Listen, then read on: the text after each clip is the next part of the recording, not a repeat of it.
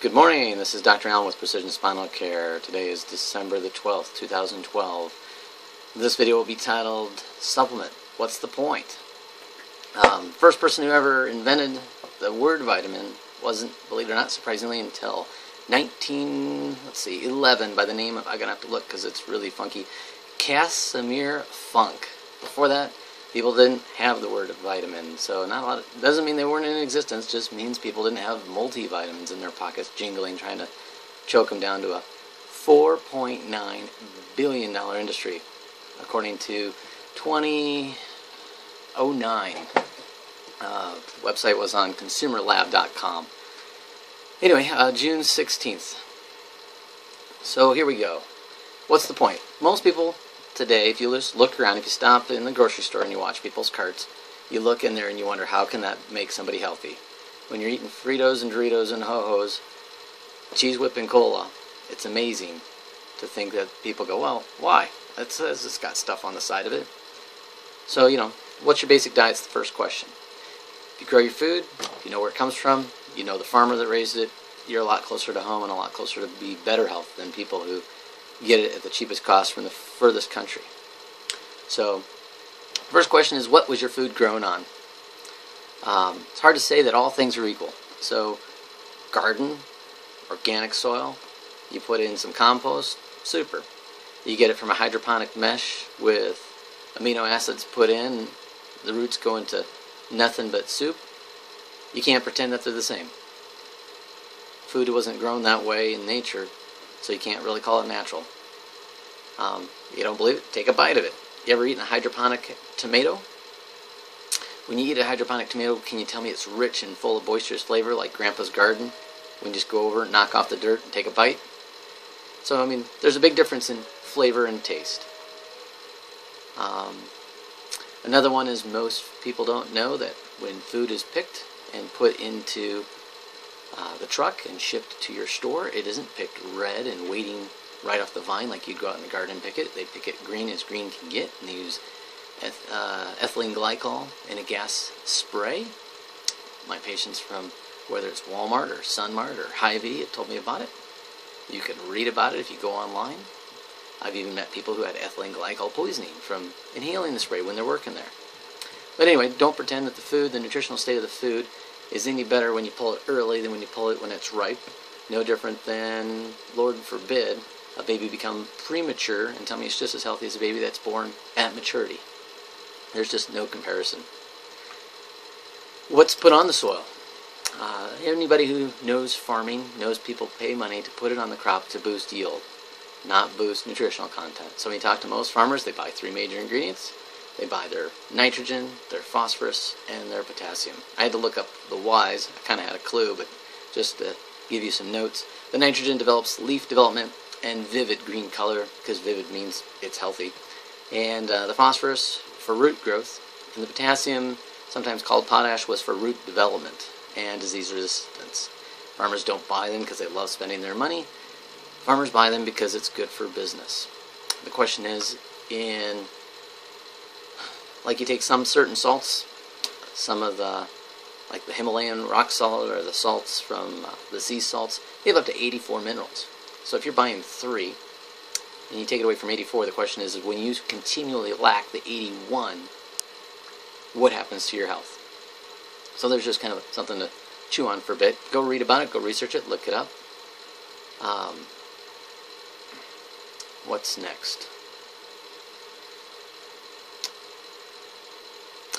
There's a large argument in the supplemental world on synthetic or whole food based nutrition.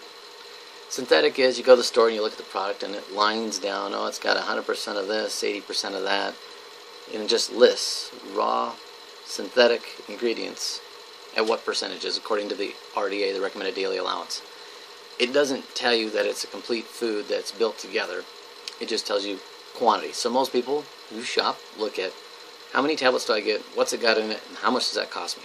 Now I understand why they shop that way, but we're not trying to blow the air around your house like buying a fan. We're trying to build your health so you don't get sick and pay the doctor.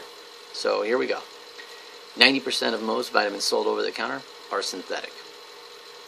Synthetics If you put them in the body and they don't have what's called complementary nutrition, the other things they need to work, your body has to use different minerals and cofactors and coenzymes to get rid of them. So it usually depletes you and it taxes your kidneys and your livers and your digestive system processing all that stuff. So when you're taking high megadose stuff that's incomplete, it's doing an incomplete job that's going to hamper you.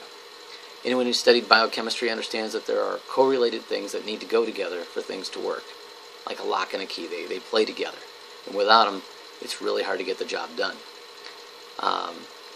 One of my examples is vitamin C. I don't know if you're going to be able to see this, but I found this.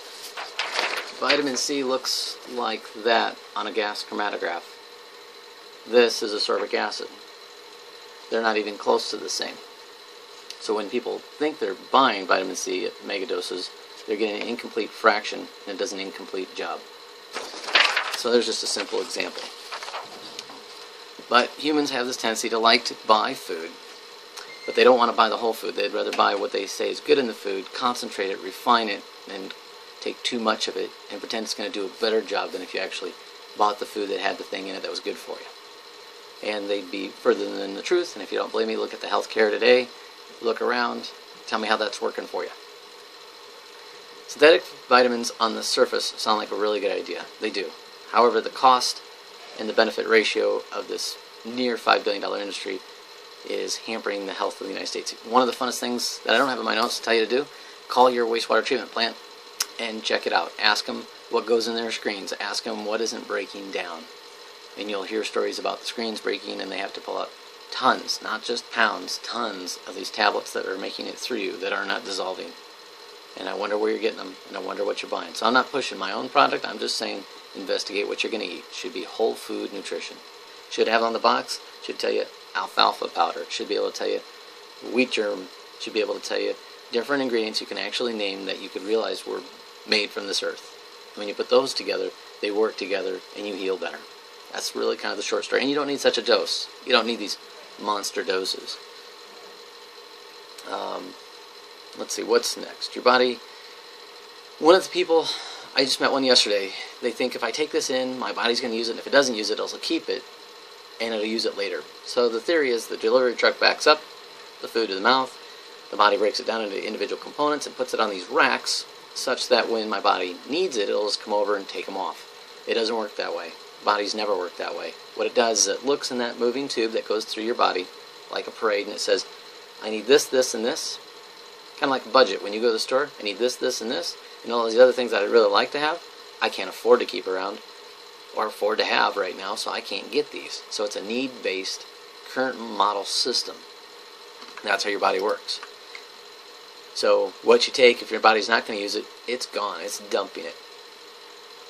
Most people haven't studied biochemistry, but in biochemistry, there's this, they call it a left hand and a right hand rotation. And they call it a cis and trans configuration and rotation. Anyway, the point is, in molecules, most molecules in nature have one hand. We'll call it a left hand rotation. And in health and nutrition, there's a right hand rotation.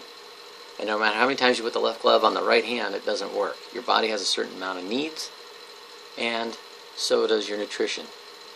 The ones in the lab don't have the right rotation to work in a similar way at a high enough efficiency that the ones in nature do. So when you buy a lot of left gloves and you're trying to have them do a right glove job, it seems to not do as well. People are often surprised when they just say, well, I'm just going to shovel ingredients in and have them do a good job. It's just like I'm going to get a bunch of people with a bunch of instruments and just have them play music. If there's not a score and a composer and a rhythm and what would be the right word? Something to compose, something to play, something as a goal. You just have random chaotic music and it sounds terrible. Food works that way. One of the best examples I can have is, here's a study on what's in a fresh green apple. There's the list. I don't know if you can see that. It's terribly small font. Those are all the ingredients in one small apple. That's from the Handbook of Photochemical Constituents of Generally Regarded as Safe. I believe it was the University of Wisconsin that did that. Anyway, look it up. One last fun piece of advice. If you think your food's that great for you, go look at what's done to the earth today, and go look at what was done when your great-grandpa was born, and just wonder, is what I'm eating from there any better? You know, if you want to have fun homework, go get a can of Dole pineapple or Dole spinach and go look in the newspaper articles from before your dad was born and compare them to the values in the newspaper article that listed the ingredients inside that Dole can or that spinach can, whoever made it then, and just see, are the values the same? Is the iron the same? Is the zinc the same? Anyway, this is Dr. Allen from Precision Spinal Care. Enjoy your day.